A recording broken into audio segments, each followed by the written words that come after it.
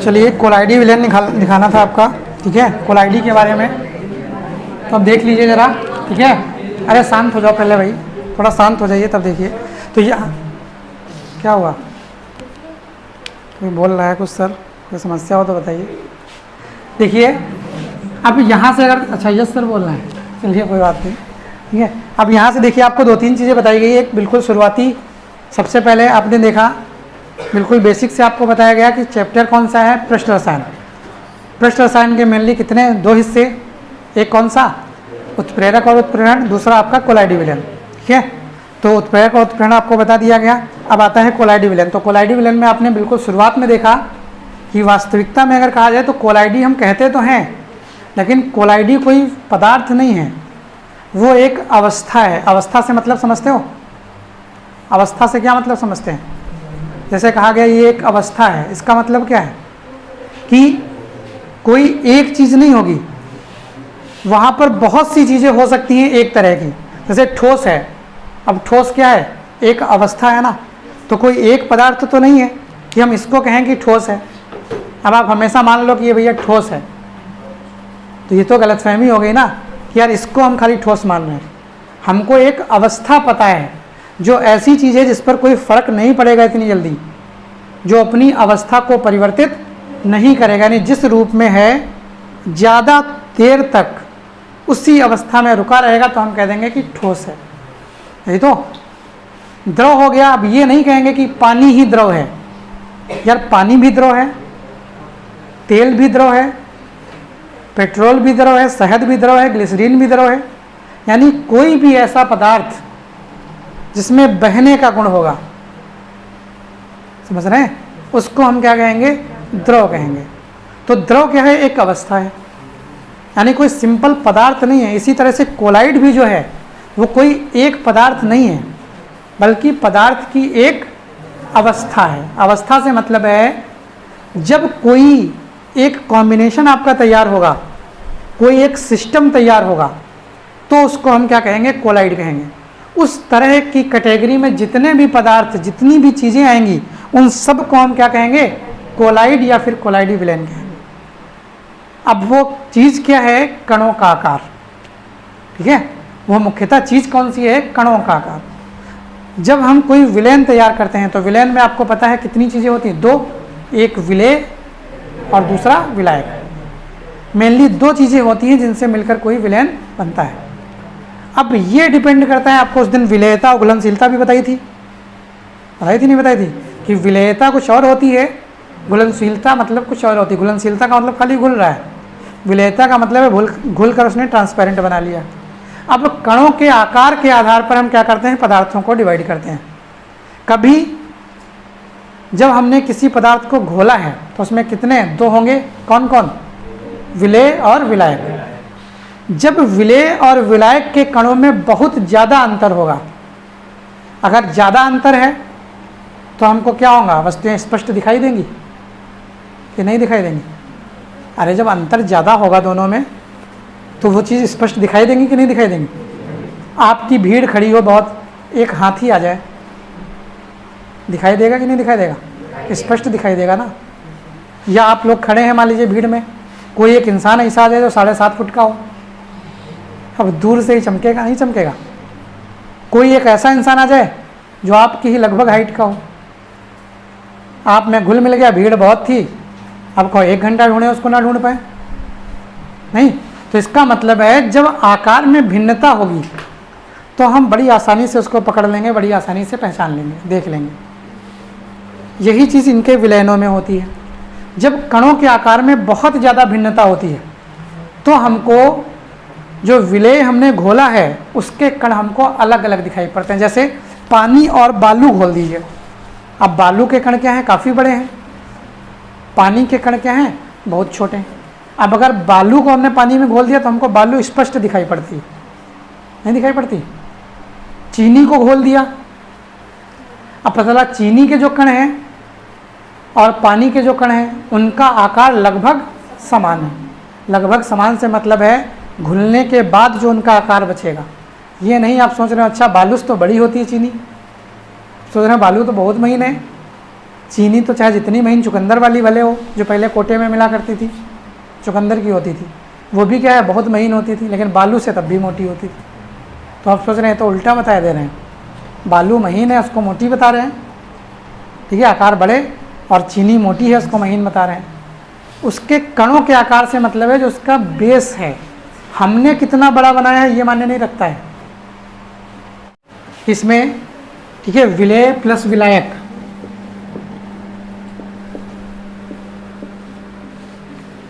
ठीक है, विलेय प्लस विलायक है जब इन कणों में काफ़ी ज़्यादा अंतर होता है, इतना अंतर कि इनको बिल्कुल अलग अलग देखा जा सके, तो वो चीज़ क्या कहलाती है, निलंबन कहलाती है, ठीक है।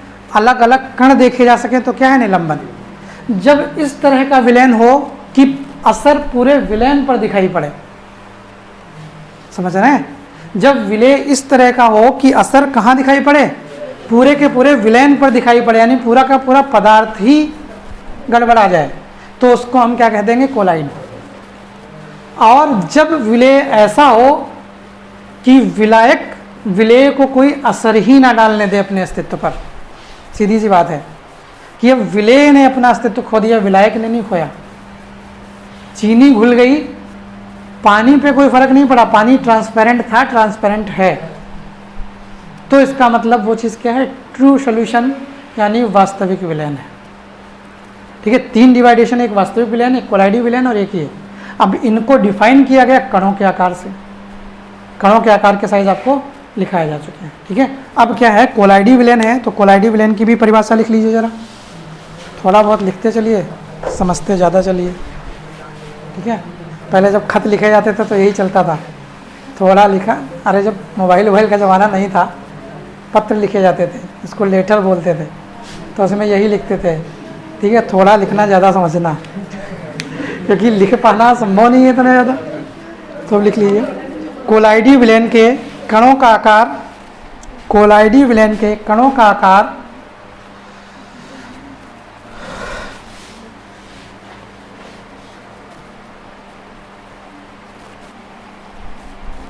वास्तविक विलयन व निलंबन, कोलाइडी विलयन के कणों का आकार वास्तविक विलयन तथा निलंबन के मध्य का होता है,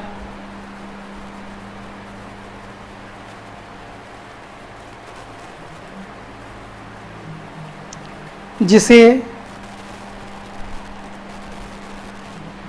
शक्तिशाली सूक्ष्मदर्शी से अलग अलग देखा जा सकता है। शक्तिशाली का मतलब है मजबूत से नहीं कि हमारे उससे लड़ाई झगड़ा करना है, हमारा शक्तिशाली है, ठीक है। यहाँ पे पावरफुल से मतलब है जिसकी मैग्नीफाइंग पावर ज़्यादा हो, जिसकी आवर्धन क्षमता बहुत ज़्यादा हो, ठीक है। क्या लिखा है,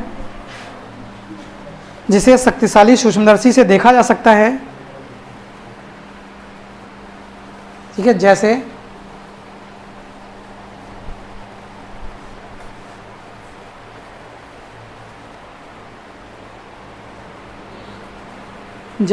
गोंद, स्टार्च, गोंद, स्टार्च,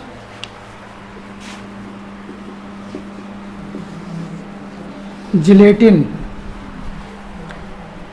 स्टार्च, जिलेटिन आदि। स्टार्च जानते हैं, स्टार्च समझते हैं किसको कहते हैं, किसको कहते हैं, हाँ, स्टार्च को हिंदी में मंड कहा जाता है, ठीक है। साधारण भाषा में माड़ नहीं, चावल के ऊपर जो माड़ा निकलता है, ठीक है, वो चीज़ होती है। यानी मंड जो है चावल जी की, जो चावल में शुगर की मात्रा होती है, जैसे शुगर वालों को आपने देखा होगा कि चावल खाने से मना कर दिया जाता है, तो किस वजह से, स्टार्च की वजह से। क्यों, क्योंकि स्टार्च एक कार्बोहाइड्रेट है, एक शर्करा है, तो आप ये कह सकते हैं स्टार्च को क्या कर दिया जाता है, रोक दिया जाता है, ठीक है। स्टार्च होता है, एक इनुलिन होता है, फार्मूला एक ही होता है, ठीक है। वो सब मल्टीपल शर्कराएँ हैं, उनके सबके फार्मूले एक हैं, बस किसके परिणाम स्वरूप कौन सी चीज़ बन रही है उसके आधार पर हम डिवाइड कर देते हैं। जैसे अगर कोई एक पदार्थ है, मान लीजिए कुछ भी है, एक x है, x की पावर n है, अब यहाँ से अगर n अणु ग्लूकोज के बन गए, समझ रहे हैं, तो इस चीज़ को, ये जो x लिखा हुआ है पूरा का पूरा, ये इसको हम क्या कह देंगे, स्टार्च कह देंगे। बात हमारी समझ पाए, कोशिश करिएगा समझने की। अगर यही लिखा हुआ है और यहाँ पर n अणु फ्रक्टोज के बन गए तो हम इसको इनुलिन बोल देते हैं। समझ रहे हैं, मतलब चीज़ों में कोई अंतर नहीं है, उनके द्वारा बने गए उत्पाद से हम डिफाइन करते हैं कि ये स्टार्च है कि इनुलिन है। ठीक है, अगर फ्रक्टोज के अणु मिल रहे हैं तो इसका मतलब वो इनुलिन है, और अगर ग्लूकोज के अणु मिल रहे हैं तो इसका मतलब है स्टार्च है। तो यहाँ पर अप्रत्यक्ष रूप से आप देखिए, स्टार्च से क्या मिल रहा है, ग्लूकोज ही तो मिल रहा है। अगर ग्लूकोज मिल रहा है तो इसका मतलब आपकी बॉडी की शर्करा बढ़ेगी नहीं बढ़ेगी, तो इसका मतलब शुगर लेवल बढ़ेगा। इसीलिए क्या कहा जाता है, शुगर के पेशेंट हैं तो उनको चावल है, आलू है, ये मना किए जाते हैं। क्यों? क्योंकि सबसे प्रमुखतम स्रोत हैं चावल और आलू, ये बहुत बड़े स्रोत हैं आपके काहे के, ठीक है, शर्करा के, यानी ये एक शुगर है, इसीलिए उनको रोका जाता है। तभी कहते हैं चावल के ऊपर जो मंड निकलता है, वही जो स्टार्च है, अगर उबाला जाए और उसको हटा दिया जाए, ठीक है, तो चावल शुगर वाले खा सकते हैं, उनको नुकसान नहीं करता है। और नाम सुना होगा सेल्हा चावल, सुना है, पीले पीले होते हैं हल्के से, उनका यही प्रोसेस होता है कि उनमें मंड निकाल दिया जाता है। तो उसमें जब है ही नहीं है मंड, स्टार्च यानी शर्करा है ही नहीं, तो वो शुगर पेशेंट्स को नुकसान भी नहीं करता है, इसलिए उनको वो चावल खा सकते हैं वो लोग, उसमें कोई समस्या नहीं होती। लेकिन ये जो इस तरह का पदार्थ होता है, जो एकदम गाढ़ा गाढ़ा सा पदार्थ होता है चावल के ऊपर का, इसी तरह का जब आलू को पीसते हैं, तो आलू को पीसिए तो देखिए उसी तरह का चिकना चिकना निकलता है। आलू को भी कहीं पेपर में लगाइए और यहाँ चिपका दीजिए तो देखिए चिपक जाएगा। ठीक है, यही हाल चावल का है, चावल का मंड भी निकालिए, पेपर में लगाइए और यहाँ लगाइए, देखिए चिपक जाएगा। एक ही जैसे होते हैं, तो वो चीज़ नुकसानदायक, वो स्टार्च होता है। गोंद तो सभी लोग जानते हो, एग्जाम्पल्स में जो लिखा है। जिलेटिन भी एक पदार्थ ही है इसी तरह का, जिसके मुख्यतः अगर देखा जाए तो कैप्सूल्स के कवर बनाए जाते हैं। वो पानी में, हाँ वो भी पानी में घुलनशील, अगर जरा सी नमी लगेगी तो चिपकने लगेगा वो, ठीक है, और पानी में घुल जाता है, ये अंतर होता है इसमें। इसीलिए जो दवाएं होती हैं कैप्सूल्स में, जब छोटे थे तो सोचते थे तो प्लास्टिक का है लग रहा, ये तो ऐसे अंदर रखा रहता होगा, नहीं, उसका कवर जो होता है वो जब खाते हैं तो अंदर पहुँचते ही या पहुँचने से पहले रास्ते में ही, ठीक है, उसकी कवरिंग फट जाती है, और उसकी कवरिंग फट जाती है तो जो दवाई है वो हमारे लिए ठीक है, क्योंकि जिलेटिन एक ऐसा पदार्थ है जो हमको ज़्यादा नुकसान भी नहीं करता है।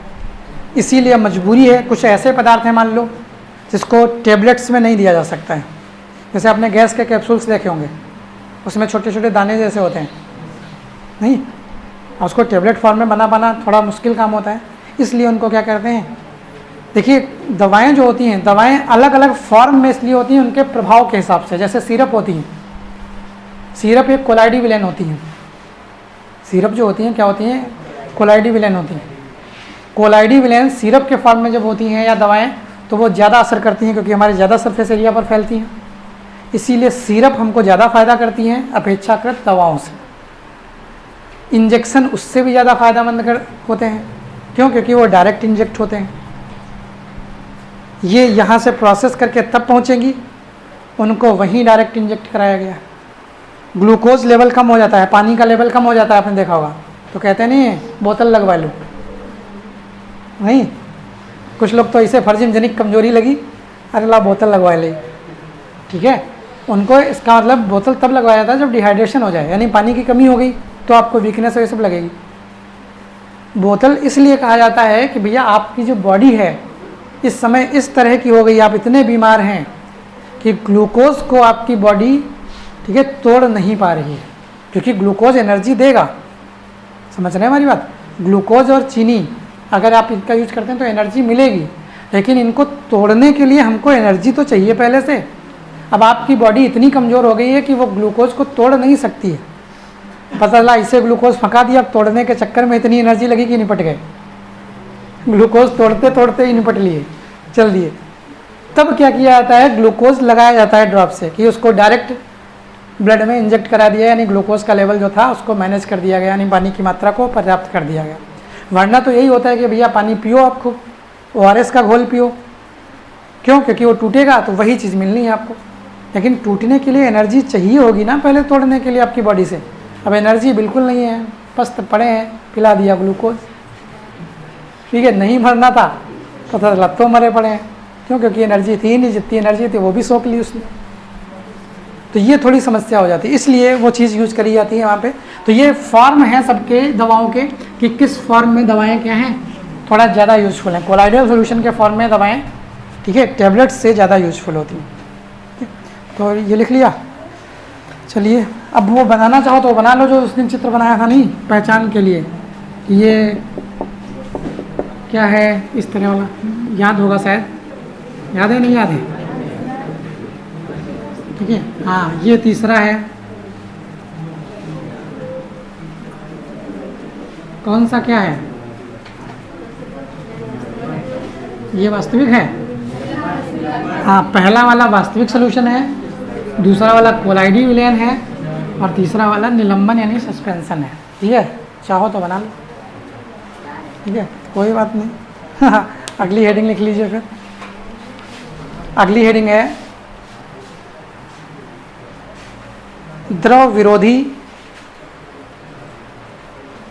विरोधी तथा द्रव स्नेही कोलाइड। द्रव विरोधी तथा द्रव स्नेही कोलाइड।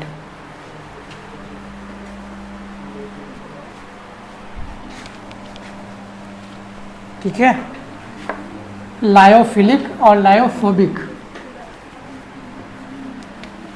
ठीक है, एक आपका जो द्रव स्नेही है उसको लायोफिलिक बोलते हैं। जो फिलिक वर्ड होता है, देखिए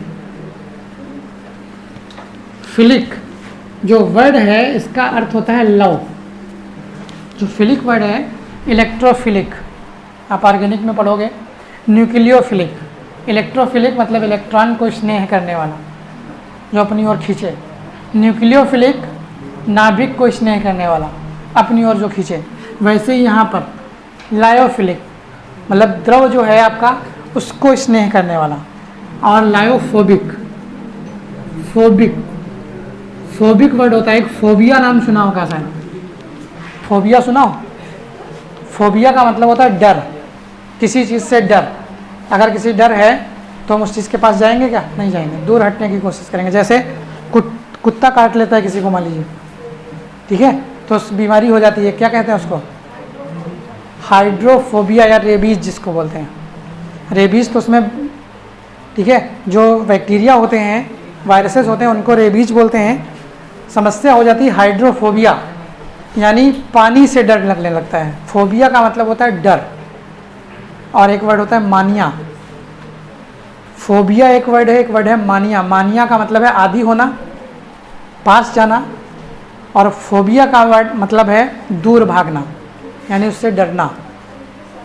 ठीक है, अब हाइड्रोमानिया है मान लीजिए कहीं, तो हाइड्रोमानिया का मतलब है कि जल के पास जा रहे हैं मार, ठीक है।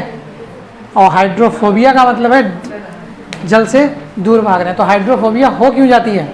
अरे शांत हो जाओ भाई थोड़ा। देखिए, जब कुत्ता काटता है तो रेबीज की वजह से हाइड्रोफोबिया इसलिए हो जाती है कि जब पानी पीने चलता है मरीज, पेशेंट जिसको काटा है, उसको उसमें कुत्ता दिखता है, इसीलिए वो पानी से दूर भागता है कि भैया पानी नहीं पियेंगे, पता लगा मुंह में काट लिया कुत्ता। ठीक है, इसीलिए उस बीमारी को क्या बोलते हैं? हाइड्रोफोबिया, यानी जल से डर। तो फोबिया का मतलब है दूर भागना। फिलिक वर्ड जो है या मानिया, इसका मतलब होता है पास आना, यानी अट्रैक्ट होना। तो द्रव स्नेही, नाम से ही लग रहा है, नहीं लग रहा है? स्नेही का मतलब स्नेह करने वाला, ठीक है, पास बुलाने वाला। तो वो क्या है? स्नेही है। तो कोई भी ऐसा द्रव जो बड़ी आसानी से कोलाइडी विलयन बना दे, मतलब तुरंत पदार्थ डाला, तुरंत एब्जॉर्ब हो गया, घुल गया उसी में, तो वो क्या हो गया? द्रव स्नेही, यानी लायोफिलिक। ठीक है। द्रव विरोधी मतलब लायोफोबिक। विरोधी का मतलब है विरोध कर रहा है, घुलना नहीं चाह रहा है, जबरदस्ती घोल रहे हो। तेल को पानी में मिलाओ, क्या घुलेगा? नहीं घुलेगा। वो इसी चीज़ का एग्जाम्पल है। कहते हैं हालांकि उसको अलग है, उसको पायस बोलते हैं। इमल्सन, ठीक है, इमल्सन बोलते हैं, लेकिन वो कैटेगरी इसी में आएगा। समझ गया नहीं समझ पाए? अगर द्रव की जगह हम जल ले लें तो जल स्नेही और जल विरोधी हो गया। ठीक है, इंपॉर्टेंट लगा लीजिए, परिभाषा कई बार पूछी गई है बोर्ड में, तो लिख लीजिए। द्रव विरोधी में लिखिए वे पदार्थ, सॉरी जो भी, मतलब क्या पहले हेडिंग डाली है? द्रव विरोधी, एक ही में डाल ली, कोई दिक्कत नहीं। ठीक है, कोई भी पहले लिख लो। अगर आपने द्रव विरोधी डाली है तो द्रव विरोधी ही पहले बोल रहे हैं। ठीक है, क्या डाली है? पूरी। अरे मतलब पूरी डाली है तब तो चाहे आगे लिख लो चाहे पीछे लिख लो, बात वही है। और जिसने अलग से अगर डाल ली है द्रव विरोधी तो उसके लिए गड़बड़ा जाएगा, फिर उसको अगर हम स्नेही की परिभाषा बोल देंगे तो गड़बड़ हो जाएगी फिर। ठीक है, तो लिख लीजिए। अगर एक में डाली है तो अच्छी बात है, हम लिखा देंगे क्या कहते हैं इसको। लिखिए वे पदार्थ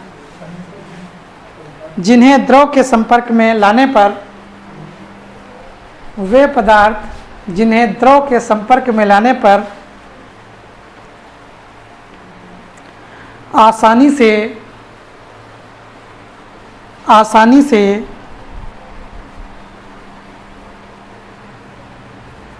कोलाइडी विलयन प्राप्त हो जाता है, सॉरी आसानी से कोलाइडी विलयन प्राप्त नहीं होता है, विरोधी है ना। आसानी से कोलाइडी विलयन प्राप्त नहीं होता है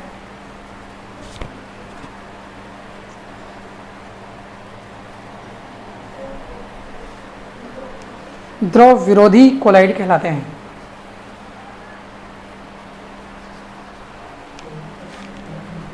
ठीक है, यदि द्रव जल है, यदि द्रव जल है तो उसे जल विरोधी कोलाइड कहते हैं, तो उसे जल विरोधी कोलाइड कहते हैं। यदि द्रव जल है तो उसे जल विरोधी कोलाइड कहते हैं। ठीक है, अब एक ही में हेडिंग डाली हो तो आगे लिख लीजिए उसी के अगली लाइन से, अलग अलग डाली हो तो अब द्रव स्नेही डाल लीजिए। ठीक है, अब लिखिए वे पदार्थ जिन्हें द्रव के संपर्क में लाने पर, वे पदार्थ जिन्हें द्रव के संपर्क में लाने पर बड़ी ही आसानी से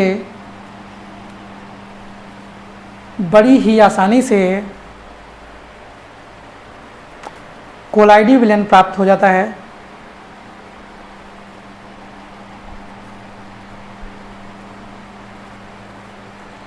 बड़ी ही आसानी से कोलाइडी विलयन प्राप्त हो जाता है द्रव स्नेही कोलाइड कहलाते हैं, द्रव स्नेही कोलाइड कहलाते हैं। यदि द्रव जल है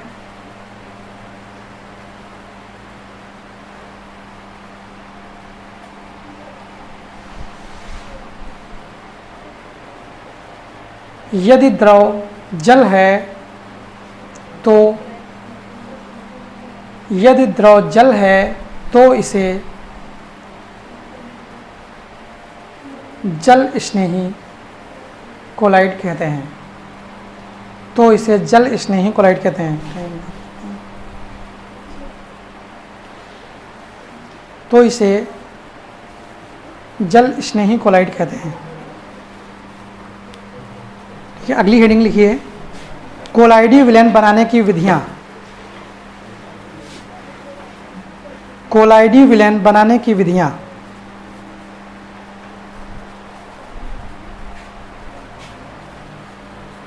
ठीक है, बनाने की विधियां।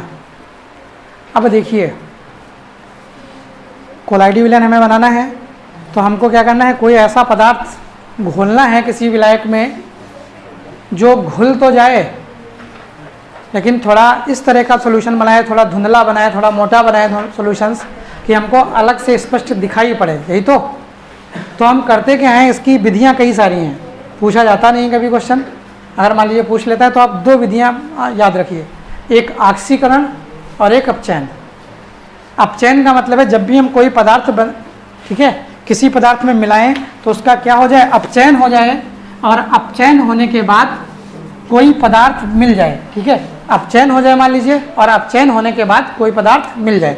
मान लीजिए हमने क्या कर दिया, AuCl2 प्लस SnCl2, ठीक है, मान लीजिए हमने इस तरह की कोई चीज़ मिलाई, ठीक, यहाँ 2 अणु लेना चाहो ले लेते हैं, ये मिलाया, ये क्या है, AuCl2 आरम क्लोराइड, मतलब सोने का क्लोराइड है, ये समझ रहे हैं, सोने का है, ये आपका सोने का क्लोराइड है, और ये आपका काहे का है, Sn क्या होता है, टिन, Sn आपका स्टेनलेस यानी टिन होती है, ये सोने का और ये टिन का क्लोराइड। जब इसकी क्रिया करा देते हैं तो आपका SnCl4 या SnCl6 या SnCl3 का होल, ठीक है, 2 अणु आपके SnCl3 के इस तरह का अणु बन जाएगा। इसके साथ साथ आपका Au फ्री हो जाएगा, जो आपका Au है वो क्या हो जाएगा, फ्री हो जाएगा, ठीक है, 4 यहाँ से 2 यहाँ से, SnCl6 ये आपका एक बन गया, और इसके साथ साथ ये फ्री हो गया। तो अब ये तो बन गया कंपाउंड, विलयन में क्या होगा, ये मिल जाएगा, ये कौन है, सोना, ठीक है, सोने के पार्टिकल्स आपके विलयन में घुले हुए मिल जाएंगे। अब यहाँ पर देखिए अपचयन विधि कैसे हुई, ऑक्सीकरण विधि कैसे हुई, तो हम देखते हैं जरा, हमें ये नहीं पता है अभी कितना क्या है, Cl है, आप जान लीजिए Cl की ऑक्सीकरण संख्या -1 होती है, ठीक है, बताया होगा आपको, फर्स्ट ईयर में पढ़ाया होगा चैप्टर, नहीं बताया होगा, नहीं होगा तो यहाँ भी हम आपको पढ़ा देंगे, और हालांकि ऑक्सीकरण अपचयन आपका फर्स्ट ईयर में चला गया है, लेकिन अगर आपको इनमें कोई समस्याएं होंगी तो हम चैप्टर भी पूरा पढ़ा देंगे यहाँ पर। तो यहाँ पर देखिए आप Cl माइनस यानी क्लोरीन की ऑक्सीकरण संख्या क्या, -1, कितने हैं, 2 हैं, तो -2, न्यूट्रल है तो इसका कितना, +2, ऑक्सीकरण संख्या Au की कितनी थी, +2, अब रह कितनी गई, 0, स्वतंत्र अवस्था में 0 होती है, पहले कितनी थी, रह कितनी गई, क्या हो गया, ऑक्सीजन संख्या का घटना क्या कहलाता है, अपचयन, तो अपचयन हो गया। तो अपचयन के परिणाम स्वरूप सॉल्यूशन प्राप्त हुआ, तो इसको क्या कह दिया गया, अपचयन विधि। इसी तरह से किसी में ऑक्सीजन जोड़ा जाए और ऑक्सीकरण, या तो ऑक्सीजन जोड़ दें या फिर इनकी ऑक्सीकरण अवस्थाएं क्या हो रही हो, बढ़ रही हो, मान लीजिए उल्टा रिएक्शन करा दें, होगी नहीं, लेकिन हम मान लेते हैं 1 सेकंड के लिए कि इसको जोड़ें और ये मिल जाए, तो था कितना, 0, हो कितनी गई, 2, 0 से 2 क्या हुआ, बढ़ा कि घटा, बढ़ा, ऑक्सीकरण संख्या बढ़ी मतलब ऑक्सीकरण, तो वो विधि क्या हो गई, ऑक्सीकरण की विधि आपकी हो गई। क्लियर हुआ, यानी मेनली आपकी हैं विधियाँ कई सारी हैं, लेकिन आप जानने के लिए 2 जान लीजिए जो बहुत सिंपल होती हैं, एक ऑक्सीकरण और एक अपचयन। अगर किसी का ऑक्सीकरण हो रहा है, ऑक्सीकरण से मतलब है या तो ऑक्सीजन जुड़ रहा है या उसकी ऑक्सीकरण संख्या बढ़ रही है, तो ऑक्सीकरण। अपचयन का मतलब है या तो हाइड्रोजन जुड़ रहा है या ऑक्सीजन घट रहा है या फिर ऑक्सीकरण संख्या, ठीक है, कम हो रही है यानी घट रही है, तो क्या कहलाएगा, ऑक्सीकरण विधि कहलाएगी। समझ गए, ये 2 आपके मेनली प्रोसेस हैं इसके। फिर उसके बाद इसके अगले हिस्से इनके गुण आएंगे, जो कोलाइडी विलयन है आपके, कोलाइडी विलयनों के गुण आ जाएंगे। अब कोलाइडी विलयनों में गुण हैं, कोई जैसे गतिज गुण है, मतलब चलेंगे तो क्या होगा, कोई आपका ठीक है चलाने पर है, कोई वैद्युत गुण है, कोई प्रकाशीय गुण है, इस तरह के गुण आपके आ जाएंगे कई सारे। ठीक है, चलिए अब इसको कल करा देंगे। ठीक है, नमस्ते।